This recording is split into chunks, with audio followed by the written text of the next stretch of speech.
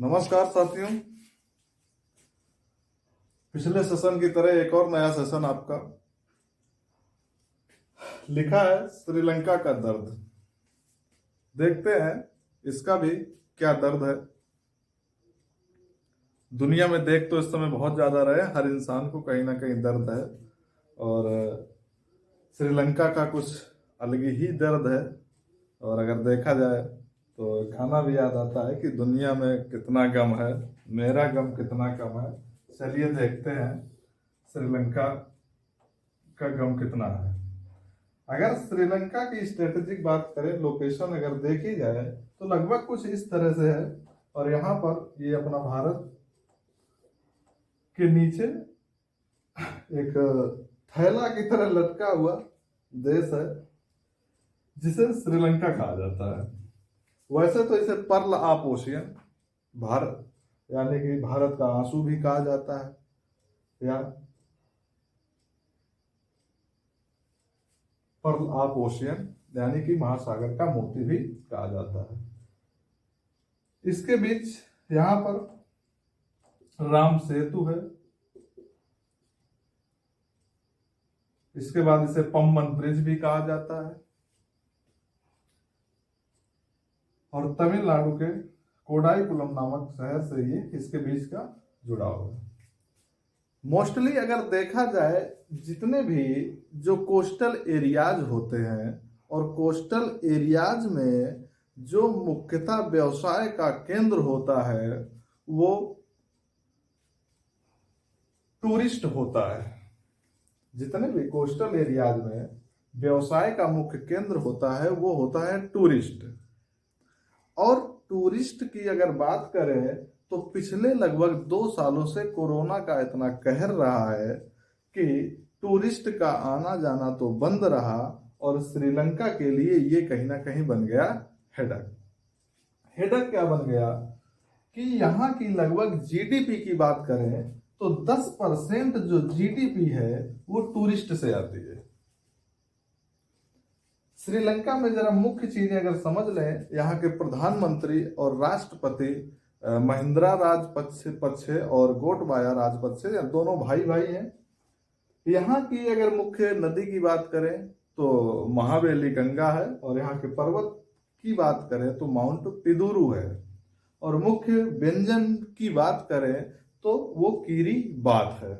चलिए अब बात करते हैं जीडीपी की। 10% यहाँ की जीडीपी जो टूरिस्ट से आती है और ये किस तरह से कर्ज में फंसा है जिसका आज भी इसका निकलना असंभव है।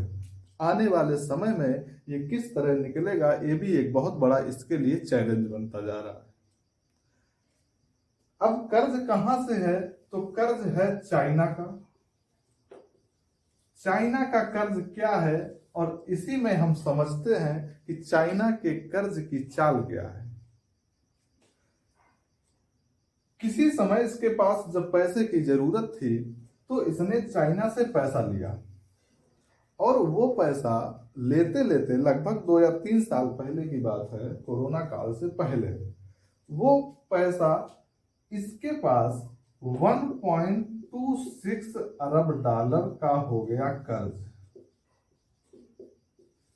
इसके पास 1.26 अरब डॉलर का हो गया कर्ज और ये कर्ज के बाद 2 साल का हो गया कोरोना काल, जिसमें इनकी जीडीपी हो गई टैं फिस।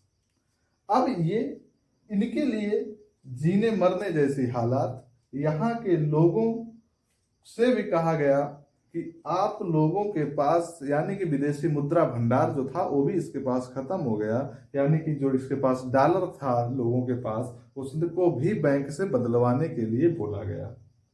अब जब ये 1.26 अरब डॉलर पैसा चुकाने से रहित हो गया तो इसने चाइना से गुहार लगाई कि इस पैसा को रिनोवेट कर दिया जाए। रिनोवेट करने का मतलब जब ये इस बात पे एग्री नहीं हुआ तो यहाँ पर एक बहुत अच्छा पोर्ट है, हम्बनटोटा पोर्ट, जिसका नाम है हम्बनटोटा पोर्ट। क्या नाम है?